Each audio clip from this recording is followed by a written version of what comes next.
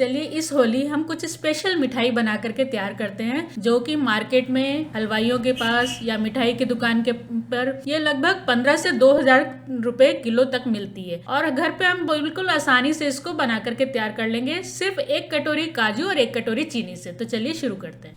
नमस्कार, शोभास खजाना में आपका बहुत बहुत स्वागत है। देखिए कुछ इस तरह से मैंने 1 कटोरी काजू और 1 कटोरी चीनी लिया है, लेकिन उसको बनाने से पहले हम क्या करेंगे, मैंने आज कलर का इस्तेमाल नहीं किया है। वैसे तो हलवाई लोग कलर का इस्तेमाल करते हैं, लेकिन मैंने कुछ इस तरह से केसर के धागे ले लिए हैं और उनको क्रश कर लिया है। बिल्कुल बारीक क्रश कर लीजिएगा कुछ इस तरह से। और फिर इसमें थोड़ा सा मैंने गर्म पानी डाला है, बिल्कुल हॉट वाटर इसमें डालिएगा, जिससे कि जो केसर है ना हमारी बहुत अच्छी रंगत छोड़ देगी। और इसी से हम बाद में अपने कटोरी काजू को गार्निश करके तैयार करें। तो इस मिठाई का नाम लगभग हर मिठाई के दुकान पे कटोरी काजू के नाम से फेमस है। वो भी सिर्फ काजू कटोरी नहीं, उस पे ड्राई फ्रूट से फिलिंग वाली। तो चलिए शुरू करते हैं। आज मैंने लिए कुछ इस तरह से काजू। तो आपके पास जो भी काजू हो आप उसको ले सकते हैं, कोई जरूरी नहीं है कि साबुत ही हो। इसको टुकड़े वाले काजू से भी आसानी से बना सकते हैं, क्योंकि हमें इसे पीस करके तैयार करना है। अब इसे ग्राइंड करते समय बहुत ध्यान रखना है, क्योंकि हमें मिक्सी के जार को लगातार चला करके ग्राइंड नहीं करना है। नहीं तो अगर आपने लगातार चला दिया ना, तो आपका जो काजू है ना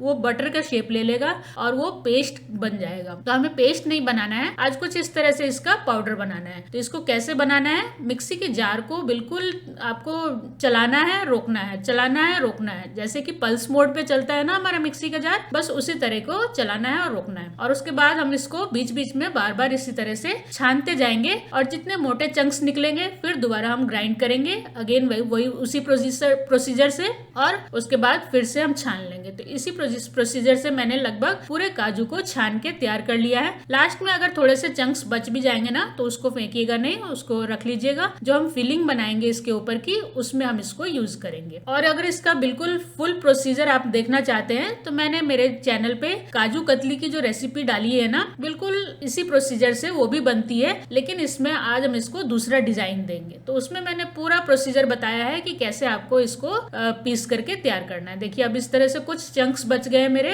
तो अब इनको मैं नहीं पीसूंगी, इसको मैं फिलिंग में डालूंगी। अब देखिए हमारा पाउडर कितना सुंदर बन करके तैयार हुआ है ना, बिल्कुल फ्री फ्लोइंग है। इसी तरह का पाउडर आपका तैयार होना चाहिए। तो जो प्रोसीजर मैंने बताया है आप उस तरह से बनाएंगे तो आपका भी पाउडर ऐसे ही बनेगा। अब हम गैस की फ्लेम को ऑन करेंगे, और आपने देखा होगा कि मैंने बिल्कुल स्लो पे रखा है, और उस पर एक मोटी कढ़ाई चढ़ाएंगे हम, और उसके बाद 1 कटोरी चीनी लेंगे। चीनी आप थोड़ा सा कम या ज्यादा कर सकते हैं, लेकिन ये बिल्कुल परफेक्ट नाप है, आप इस नाप से जरूर बनाइएगा। तो 1 कटोरी चीनी में आधे कटोरी पानी डाल करके अब हम इसकी चाशनी बनाएंगे। चाशनी बनाते समय ध्यान रखना है, अभी आप थोड़ी सी गैस की फ्लेम को तेज भी कर सकते हैं, कोई प्रॉब्लम नहीं है, क्योंकि अभी हमें चीनी को घुलाना है। तो जब चीनी घुल जाएगी तब हम अपना आराम से चाशनी बनाएंगे। अब चीनी घुलने के बाद मैं आपको दिखाती हूँ। देखिए चीनी घुलने के बाद आपको चाशनी बनने में ज्यादा समय नहीं लगेगा, क्योंकि हमने बिल्कुल परफेक्ट चीनी और पानी डाला है। तो बहुत जल्दी 1 से 2 मिनट में हमारी चाशनी बन के तैयार हो जाती है। जब कुछ इस तरह से एक तार की चाशनी बन जाए ना,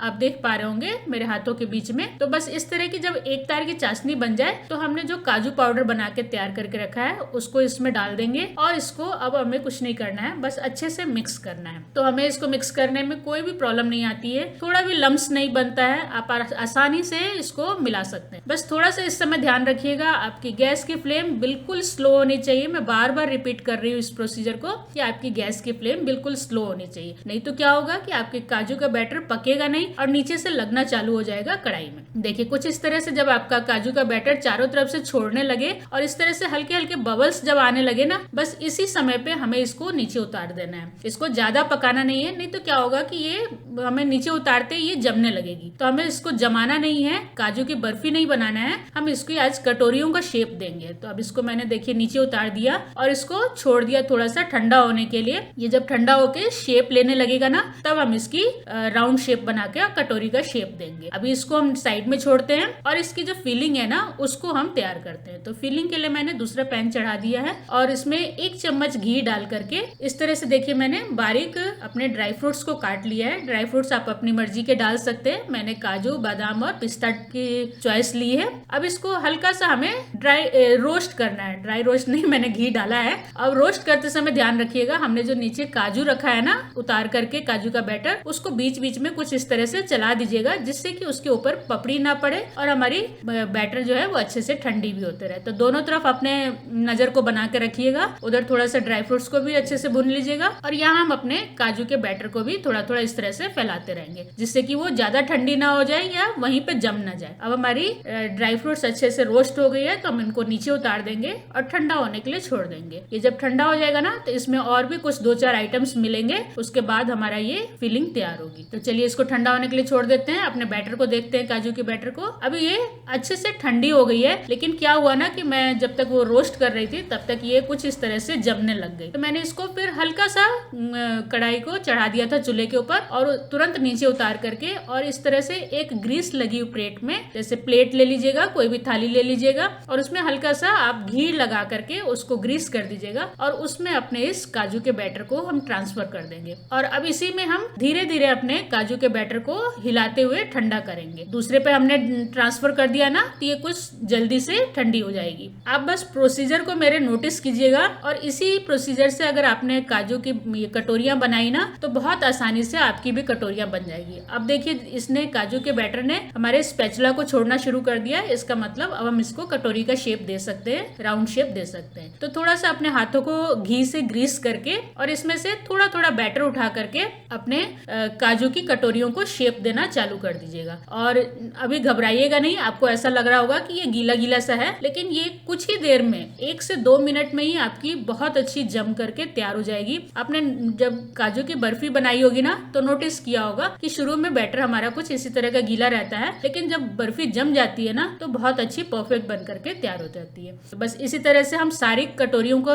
राउंड राउंड शेप दे देंगे। पहले देखिए, कुछ इस तरह से मैंने सबको राउंड राउंड शेप दे दिया। अब जब तक मैं राउंड शेप दे रही थी ना, इसी बीच में ये काफी हद तक जम चुकी थी। अब मैंने कुछ इस तरह से एक ढक्कन ले लिया है, किसी भी चीज का ढक्कन आप ले सकते हैं, और कुछ इस तरह से बीच में इसको गैप बना दीजिएगा। तो आप देख पा रहे होंगे कि ये बिल्कुल कटोरी का शेप ले चुकी है। और ये मिठाई आप इस तरह से भी सर्व करेंगे ना, तो भी बहुत अच्छी लग रही है, लेकिन हम इसको कुछ और गार्निश करेंगे। तो देखिए, कुछ इस तरह से जब मैंने केसर के धागे भीगने को छोड़े थे ना, इन्होंने भी अच्छा कलर बना लिया है, छोड़ दिया है। अब इसको हम थोड़ा थोड़ा उंगली की मदद से चारों तरफ से येलो कलर का इस तरह से गार्निश कर देंगे। तो आप इस जगह पे अगर आपके पास केसर नहीं हो तो घबराने की जरूरत नहीं, आप किसी भी रंग का इस्तेमाल कर सकते हैं। तो अपने काजू की कटोरी को हमने चारों तरफ से इस तरह से केसर से कुछ येलो कलर का पूरा गार्निश कर दिया है। ये सब कुछ ऑप्शनल है, बट इससे क्या होता है कि ये बिल्कुल लुक वाइज हो जाती है, जैसे हलवाइयों की दुकान पे रहती है या मिठाई के शॉप में रहती है। बड़ी बड़ी शॉप्स पे मैंने ये चीज ज्यादा देखी है। अब जो हमारी फीलिंग है ना, उसको देख लेते हैं। तो फीलिंग में हमने बचे हुए जितने भी केसर के धागे थे और कलर था ना उसका, वो सब मैंने उसमें ट्रांसफर कर दिया। अब ये कुछ मैंने थोड़ा सा काजू के बैटर में से निकाल के रख लिया था, तो उस बैटर को भी इसमें मिक्स कर देंगे। और थोड़ा सा मैंने इसमें शक्कर का बूरा डाला है। ये मैंने शक्कर का बूरा इसलिए डाला है क्योंकि मेरे बच्चे हनी नहीं खाते हैं, शहद नहीं खाते हैं। अगर आप शहद खाते हो ना, तो यहाँ पे आप शहद का इस्तेमाल कीजिएगा, क्योंकि वो शहद का इस्तेमाल करने से इसमें एक तो अच्छी बाइंडिंग भी आएगी और टेस्ट भी बहुत अच्छा लगता है, और आपका जो लुक होगा ना वो बिल्कुल मार्केट स्टाइल बन के तैयार होगा। अब इसके छोटे छोटे इस तरह से राउंड शेप दे करके, और हमने जो कटोरियां बना के रखी है ना काजू की, बस उसी में इस तरह से फिलिंग करते जाइए और आपकी मिठाई बन करके बिल्कुल तैयार है। अब आप इसका लुक देख के मुझे जरूर कमेंट करेंगे कि आपको ये किस लुक की लग रही है। लग रही है ना बिल्कुल मार्केट में जो बड़े बड़े शॉप्स पे, स्वीट के शॉप्स पे मिलती है, उससे भी अच्छी लग रही है और उससे भी प्योर बन करके तैयार हुई है। मार्केट का तो हमें पता नहीं क्या बनाते हैं क्या नहीं बनाते हैं, लेकिन ये बिल्कुल